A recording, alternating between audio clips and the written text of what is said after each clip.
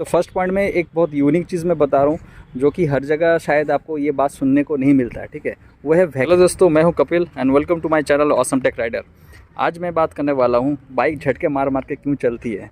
चाहे वो कोई भी सिचुएशन हो, इनिशियल स्टेज में हो या एक स्पीड पकड़ने के बाद गाड़ी पुल बैक करने लगता है, ये क्यों होता है, ये सब बारे में आज हम बात करेंगे। और जितने भी प्रोबेबल कॉजेज़ हैं, जो रीज़न्स है जिसके लिए ये प्रॉब्लम हो सकता है, वो सब मैं आपको बताऊंगा। मैं कोशिश करूंगा कि हर एक पॉइंट को आपको बता पाऊँ। फॉर से आप गाड़ी चला रहे हैं और स्टार्ट करते ही गाड़ी झटका मारना चालू हो गया, ठीक है। एक तो ये चीज़ होता है। दूसरा होता है कि सर्टेन स्पीड पकड़ने के बाद झटका मारना शुरू हो जाता है, एक पुल बैक आप महसूस करते हैं, ठीक है। तो ये दो चीज़ मैं यहाँ पे कवर करने वाला हूँ। तो फर्स्ट पॉइंट में एक बहुत यूनिक चीज़ मैं बता रहा हूँ जो कि हर जगह शायद आपको ये बात सुनने को नहीं मिलता है, ठीक है। वो है वैक्यूम लीक। इसमें क्या होता है, बाइक जब एक सर्टेन स्पीड जब पकड़ती है, फॉर से 40 या 50 किलोमीटर पर आवर, कम भी हो सकता है, फॉर एग्जांपल मैं बता रहा हूँ। उसके बाद क्या होता है, अचानक से आपको एक पुल बैक महसूस होता है। ऐसा लग रहा है कि बाइक पीछे से कोई खींच रहा है, गाड़ी आगे नहीं जा पा रही है। फिर अचानक से फिर से झटका मार के थोड़ा पिकअप ले लिया गाड़ी और फिर से आपको पुल बैक महसूस हुआ। तो ये कंटिन्यू चलते रहता है। जब आप लो स्पीड में जब आ जाते हैं, फॉर से 10, 20, 25, फिर से आपको ये प्रॉब्लम दिखने को नहीं मिलता, आप महसूस नहीं करते हैं। तो ये थोड़ा कन्फ्यूजन चीज़ है कि हो क्या रहा है। तो वैक्यूम लीक एक ऐसा चीज़ है जिसके लिए प्रॉब्लम और डेडिकेटेडली ये प्रॉब्लम होता है, ठीक है। और ये कहाँ पे होता है मैं आपको बताता हूँ। और ये ऐसा एक चीज़ है कि आप लाख कोशिश कर लो कार्बोरेटर ट्यूनिंग करने के लिए, कार्बोरेटर ट्यून तो आपको लगेगा, आप महसूस करो कि हाँ चलो कार्बोरेटर ट्यूनिंग हो चुका है, लेकिन एक्चुअली नहीं हुआ है, ठीक है। जितना बार आप स्पीड पकड़ोगे उतना बार ये प्रॉब्लम आप फेस करोगे। तो ये एक्चुअली शुरू होता है जो कार्बोरेटर का इनलेट और आउटलेट जो होस पाइप जो रहता है, यहाँ पे मैं यहाँ पे आपको दिखा देता हूँ थोड़ा फोकस करके, ये पार्ट, ओके। एक यहाँ पे ये हो गया कार्बोरेटर का आउटलेट, और एक रहता है जो एयर फिल्टर से निकल के आता है, ये वाला कवर खोलने के बाद दिखाई देगा। एक होता है एयर फिल्टर से एक होस पाइप रहता है, वो इसी टाइप को देखने को मिलता है। तो यहाँ पे वैक्यूम लीक जनरली होता है। क्या होता है यहाँ पे देखिए, ये जो रबर जो कंपाउंड आप देख रहे हैं, ये एजिंग के लिए यहाँ पे हेयर क्रैक्स आ जाते हैं। इसके लिए बाहर एटमॉस्फेयर से जो हवा जो है, ये जब हाई पिकअप जब होता है, अंदर में नेगेटिव प्रेशर डेवलप होता है, ठीक है। तो नेगेटिव प्रेशर के लिए बाहर से जो एयर है यहाँ से रश होता है। तो एक्चुअली जो एयर फ्यूल रेशियो जो होना चाहिए, जो आप ट्यूनिंग कर रहे हैं, वो एक्चुअली जो इंजन जो है जहाँ पे बर्न हो रहा है, कंबशन जहाँ पे कंबशन हो रहा है, वो एक्चुअली वो मिक्सचर जो आप ट्यून किए हैं वो मिलता नहीं है, उससे अलग ही कुछ मिलता है। जितना पिकअप दोगे उतना नेगेटिव प्रेशर यहाँ पे डेवलप होगा और उसी हिसाब से एयर बाहर से रश होता है। इसीलिए ये चीज़ एक सर्टेन स्पीड पकड़ने के बाद पुल बैक का महसूस होता है। तो आपको क्या क्या यहाँ पे देखना है, एक तो है हेयर क्रैक्स देखना है, यहाँ पे कुछ हेयर क्रैक्स हुआ है नहीं। अगर कार्बोरेटर में कुछ काम आप किए हैं तो आप यहाँ पे देख लीजिए, जो क्लिप्स जो यहाँ पे देख रहे हैं, जो सर्कल क्लिप्स आप देख रहे हैं जो क्लैंपिंग करके रहता है, वहाँ पे कुछ लूजनेस या वहाँ पे कुछ क्रैक या कुछ डैमेज ऐसे हुआ है नहीं। और इसका जो फिटिंग जो है सही से हुआ है नहीं। अगर ये सब ठीक है देन ओके, ये प्रॉब्लम आपके लिए नहीं है। अगर यहाँ पे कुछ प्रॉब्लम मिलता है तो जल्दी से जल्दी रेक्टिफाई कीजिए। और ये ऐसा चीज़ है कि सबको पता नहीं रहता, इसीलिए फर्स्ट पॉइंट में इसको मैं मेंशन कर रहा हूँ यहाँ पे, ओके।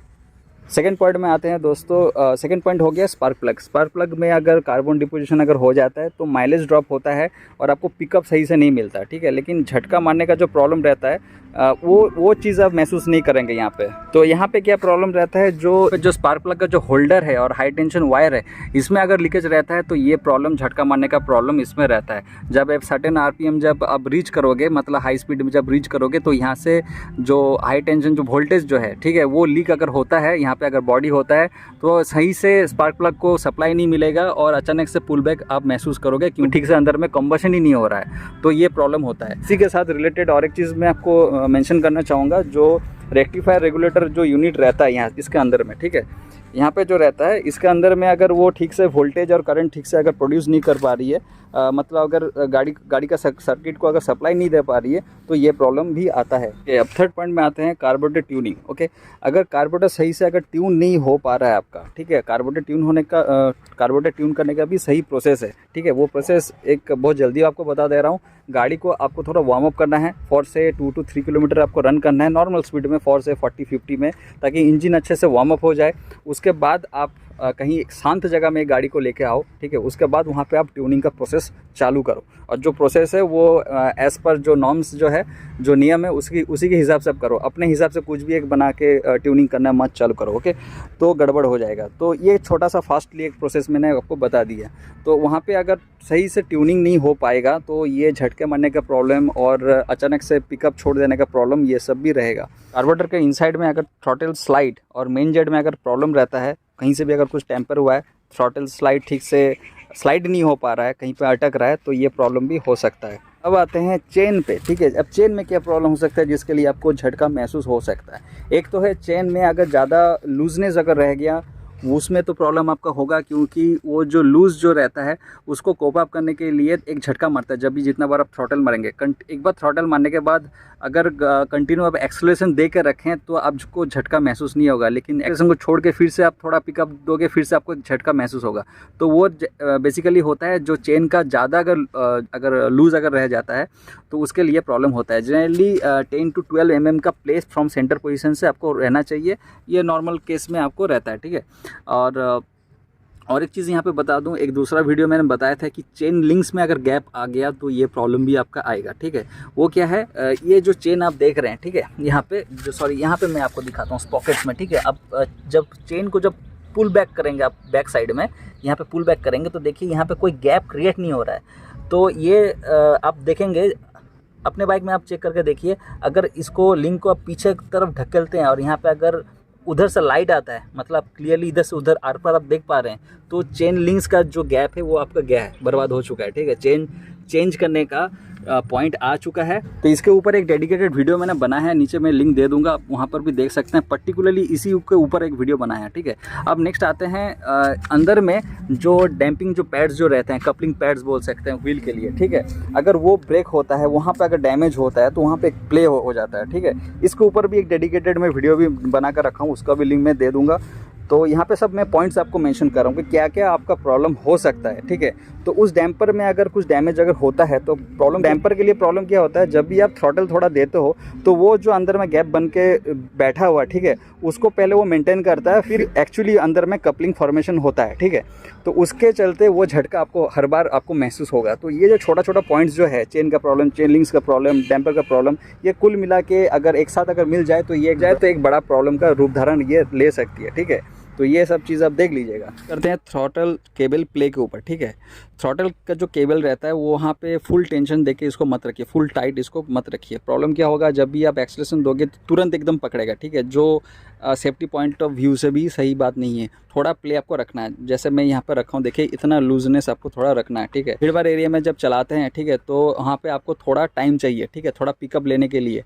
अगर इंस्टेंट आपको पिकअप लेंगे तो वहाँ पे भीड़ भाड़ में आपको गाड़ी कंट्रोल लाने में थोड़ा आपको दिक्कत हो सकता है, तो उस वक्त भी ये झटका का आपको महसूस होगा। अब बात करते हैं क्लच का जो लीवर है इसका सेटिंग के ऊपर, ठीक है। इसका जो सेटिंग है ये सही से आपको करना है, नहीं तो अगर ज़्यादा हार्ड हो जाएगा तब भी प्रॉब्लम है, ज़्यादा लूज हो जाएगा तब भी प्रॉब्लम है। दोनों में अलग अलग टाइप का प्रॉब्लम होता है, ठीक है। ज़्यादा आप टाइट कर दोगे तो प्रॉब्लम ये होता है, जब तक आप क्लच को पूरा नहीं छोड़ते तब तक क्लच प्लेट्स एंगेज नहीं हो पाएगा, ठीक है। तो बहुत लोग का आदत क्या रहता है, अचानक से क्लच को ऐसे छोड़ देते हैं, तो उस टाइप पे भी एक आप झटका महसूस फील करोगे। तो ये सेटिंग के ऊपर है। ज़्यादा अगर आपका लूज़ हो जाएगा तो उसके लिए प्रॉब्लम ये भी हो सकता है कि क्लच ठीक से जब आप एंगेज जब करोगे तो ठीक से एंगेज नहीं हो पाएगा और क्लच प्लेट धीरे धीरे बर्न हो जाएगा, ठीक है। तो ये दोनों के बीच में कहीं पे आपको सेटिंग करना है। तो इसका जो नॉर्मल जो रहता है ऑलमोस्ट एक 5 mm का फ्री प्ले होना चाहिए क्लच लीवर पे, ठीक है। इस टाइप का आपको फ्री प्ले होना चाहिए तो आपके लिए सही रहेगा। और फुल अगर टाइट रहेगा तो जो भीड़ भाड़ जब एरिया रहता है उस वक्त आपको जब क्लच आप फुल जब ऐसे छोड़ोगे, ठीक है, तो गाड़ी आपको झटका देगी, ठीक है। तो ये सब सेटिंग आपको ठीक से कर लेना है। तो दोस्तों ये कुछ पॉइंट्स है जो यहाँ पे मैंने मेंशन किया, मैंने कोशिश किया कि जितना पॉइंट्स मैं मेंशन कर पाऊँ यहाँ पे, तो जिसके लिए बाइक चलाते वक्त आप झटका महसूस कर सकते हैं। तो हो सकता है कि आप प्रॉब्लम जो फेस कर रहे हो इनमें से कोई एक पॉइंट हो, तो अगर ऐसा है तो ये सब पॉइंट्स के ऊपर थोड़ा ध्यान दीजिए। और इसी टाइप का टेक्निकल वीडियो देखने के लिए मेरे इस चैनल ऑसम टेक राइडर को सब्सक्राइब जरूर कीजिए। ये टॉपिक किसी को अगर शेयर करना चाहते हैं तो इस वीडियो का लिंक ज़रूर इसको शेयर कीजिए। Thanks for watching Awesome Tech Rider and keep watching Awesome Tech rider.